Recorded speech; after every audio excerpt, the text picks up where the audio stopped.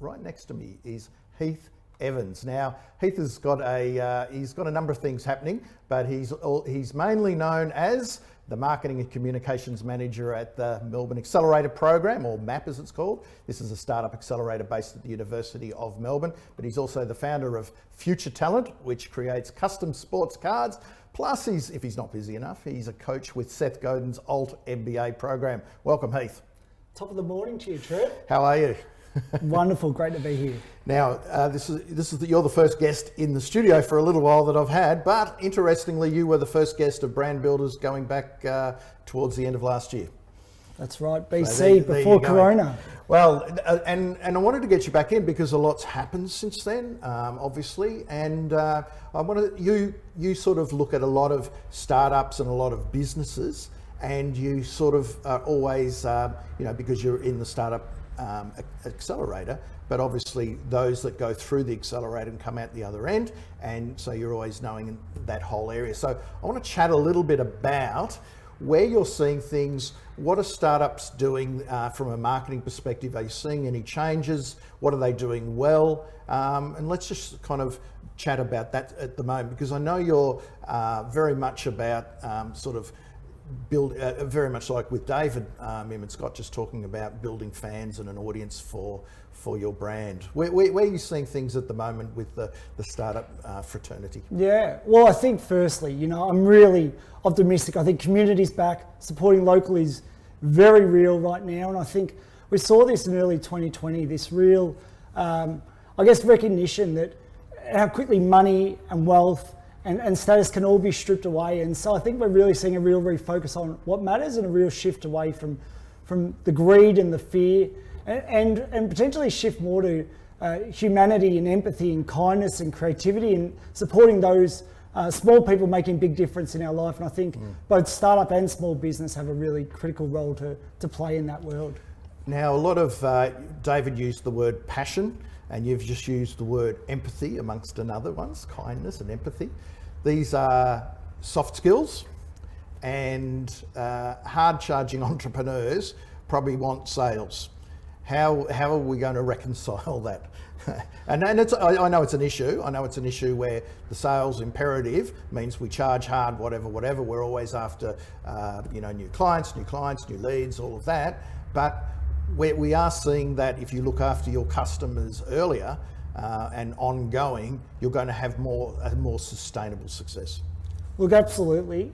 I think the catch cry of 2020 would have to be, can you hear me? Because we've all been on a Zoom call and we've all heard that line, but I think there's something really profound about that, because right now everyone's going through their own challenges. When we think about Sonder, everyone's world is as complex, everyone has their own challenges going on. So I think that's a critical question for any business to ask is, who is asking me, can you hear me? And are we listening? And what are they saying, and how will we respond? So that's something that I think every business needs to do. And ultimately, to engage with their customers, you've got to understand what their world looks like right now. And I think we're seeing great examples of the businesses thriving who do that. So is that the theme? Understanding what your customers are going through at any given stage?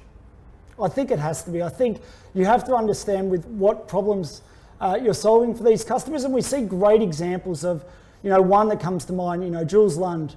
When you think about Tribe, when all of this hit, a dual-sided marketplace. On one side, you've got influencers. On the other side, you've got advertisers. Now, they're obviously faced with a challenge, and Jules immediately starts speaking to his network, which happens to be some of the best marketing minds in the country, and realises, well, what would it look like to create a series where these people share how they're dealing with that challenge? Now, when you think about that audience, he turns that into a responsible asset. He generously gives that to his customers, but ultimately now, in the long term, he's helping solve a customer problem. And I think that feeds into that idea of knowing who you serve. And that's the Tribe marketplace, which, as you said, has got influencers on one side and marketers on the other.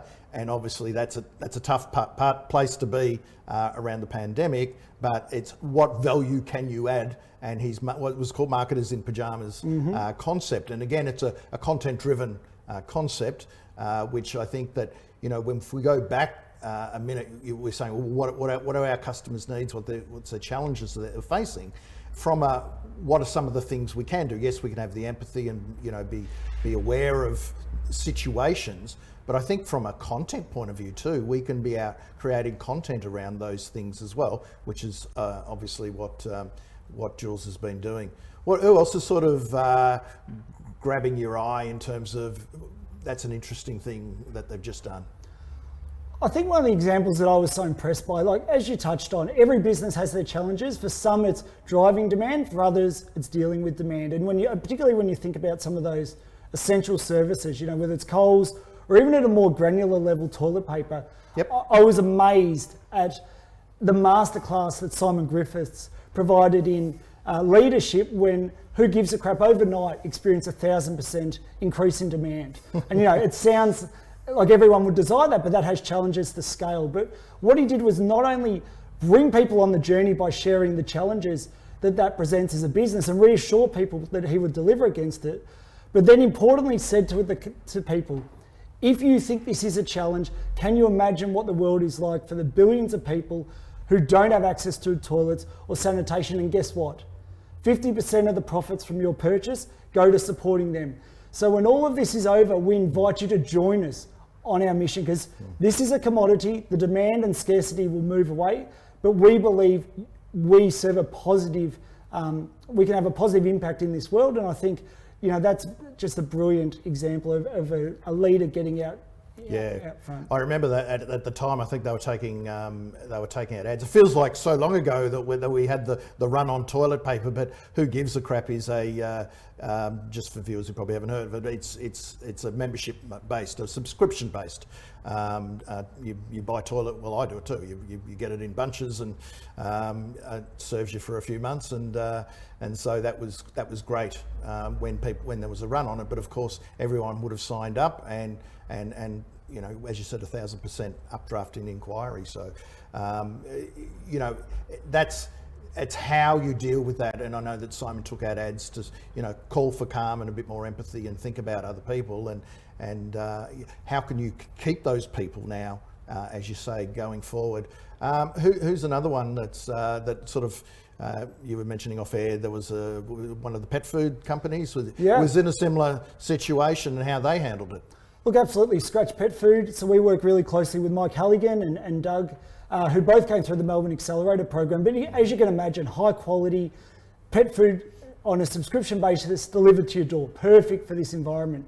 But I think what both of them did that I have enormous respect for is prioritise those customers who are already on the journey with them. So they said, we will service as many people as we can, but we've got to maintain a high quality. And so those who are already on board this, we will service them, because I think it's important for people to remember that how you treat people in the tough times, they will remember in the good times. And it's a lot easier to retain customers than it is chase adjacent opportunities just because there's cash flow and new customers available. Terrific. Well, that's been very much also what David was saying. So we've, without trying to grab a theme today, there's been a theme for the show about, keep your customers, create them fans of them, get them closer to your business, and use all the tools and the technology to humanise your business, rather than just to always be trying to build upon them all the time. Think about your own base as it is, and then grow from there. And when tough times do hit, hopefully they stick around and it's a more sustainable. You're building a brand that's known, liked, trusted, front of mind, as we like to say here, and talked about in a positive way. And we've just had a couple of great brands there. So thanks very much for your time, Heath, and good luck with everything that's happening at the Melbourne Accelerator Program. Thanks so much, Trevor. Okay.